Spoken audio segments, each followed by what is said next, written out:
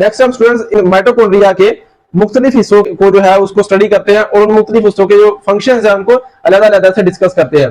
First of all outer compartment, जैसे मैंने students बताया आउटर कंपार्टमेंट क्या है, ये जो इनर मेम्ब्रेन और आउटर मेम्ब्रेन के दरमियान जो स्पेस है वो क्या कहलाता है जी, आउटर कंपार्टमेंट।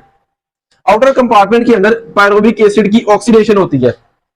अब ये स्टेप कौन सा स्टेप है असल में स्टूडेंट्स, आपने पढ़ा होगा कि जब एक ग्लूकोज का मॉलिक्यूल टूटता है तो वो दो पायरुवेट या पायरुविक एसिड मॉलिक्यूल्स के अंदर कन्वर्ट हो जाता है। अब जो पायरुवेट या पायरुविक एसिड के मॉलिक्यूल्स होते हैं वो उनकी क्या होती है, जिनकी ऑक्सीडेशन होती है, ठीक है।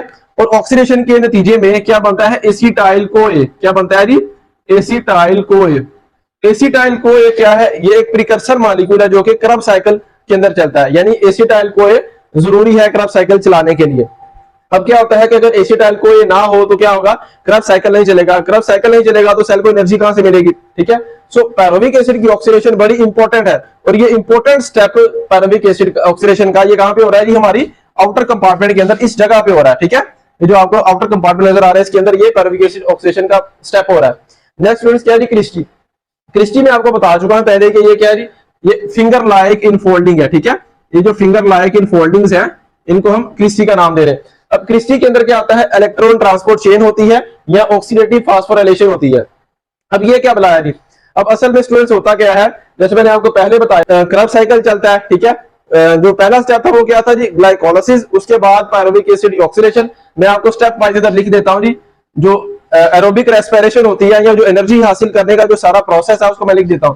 फर्स्ट ऑफ ऑल होता है जी ग्लाइकोलाइसिस, ठीक है। ग्लाइकोलाइसिस के बाद क्या होता है जी, पायरुविक एसिड की ऑक्सीडेशन, ठीक है। तीसरा स्टेप है जी क्रब साइकिल।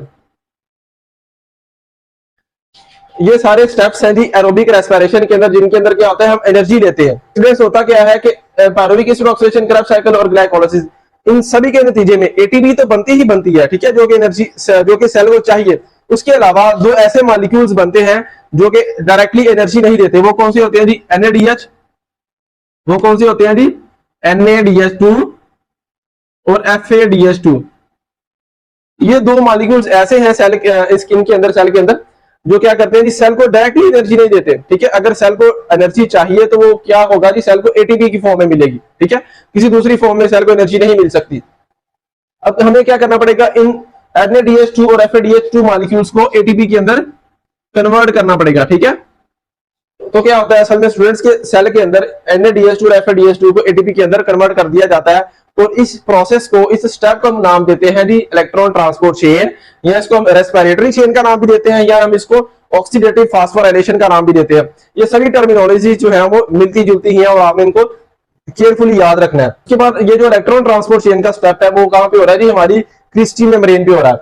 नेक्स्ट आता है जी माइटोकॉन्ड्रियल मैट्रिक्स। माइटोकॉन्ड्रियल मैट्रिक्स को हमने क्या नाम दिया था जी, इनर चैम्बर का, ठीक है। ये जो अंदर वाली जगह हमने इसको इनर चैम्बर या माइटोकॉन्ड्रियल मैट्रिक्स का नाम दिया था। इसके अंदर स्टूडेंट्स क्या होता है, क्रब साइकिल का जो स्टेप है वो इसके अंदर हो रहा था। क्रब साइकिल को हम सिट्रिक एसिड साइकिल का नाम भी देते हैं या TCA साइकिल का नाम भी देते हैं।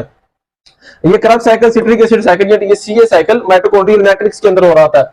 उसके अलावा स्टूडेंट्स जो फैटी एसिड जो है उसका मेटाबॉलिज्म, ये जो हम पढ़ रहे हैं ये वाला, ये सारा मेटाबॉलिज्म ये हमने पढ़ा है जी कार्बोहाइड्रेट्स का मेटाबॉलिज्म। अगर हम कार्बोहाइड्रेट्स का मेटाबॉलिज्म पढ़े तो इस तरह से होता है।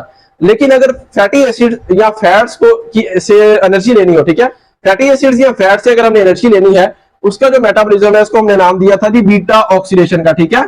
इसको हम नाम देते हैं जी बीटा ऑक्सीडेशन। जो बीटा ऑक्सीडेशन का जो प्रोसेस है वो माइटोकॉन्ड्रियल मैट्रिक्स के अंदर होता है, ठीक हो गया।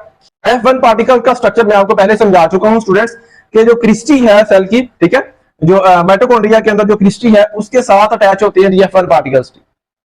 अब F1 पार्टिकल्स क्या है, स्मॉल नोब लाइक स्ट्रक्चर्स, ठीक है। These are the knob like structures attached with the cristae. अब इसका फंक्शन क्या होता है असल में, ये जो F1 पार्टिकल्स हैं स्टूडेंट्स ये बनाते हैं जी एटीपी सिंथेज। एटीपी सिंथेज एक एंजाइम है, ठीक है, एटीपी सिंथेज बनाते हैं, ये बनाते हैं जी एटीपी सिंथेज। एटीपी सिंथेज क्या करते हैं जी, ड्यूरिंग इलेक्ट्रॉन ट्रांसपोर्ट चेन या ऑक्सीडेटिव फास्फोराइलेशन एटीपी की सिंथेसिस करवाते हैं। जैसा कि नाम से ही जा रहा है सिंथेज, ऐसा एंजाइम जो कि सिंथेसिस में इन्वॉल्व है, एटीपी की सिंथेसिस करवाते हैं। सो F1 पार्टिकल्स के पास ये कॉम्प्लेक्स या ये एंजाइम होता है। तो these are all the parts of mitochondria और उनके जो है अलग से हमने फंक्शन भी पढ़ लिए। वीडियो के अंदर स्टूडेंट्स हमने क्या पढ़ा, सबसे पहले हमने माइटोकॉन्ड्रिया को देखा, उसका इंट्रोडक्शन पढ़ा, ठीक है।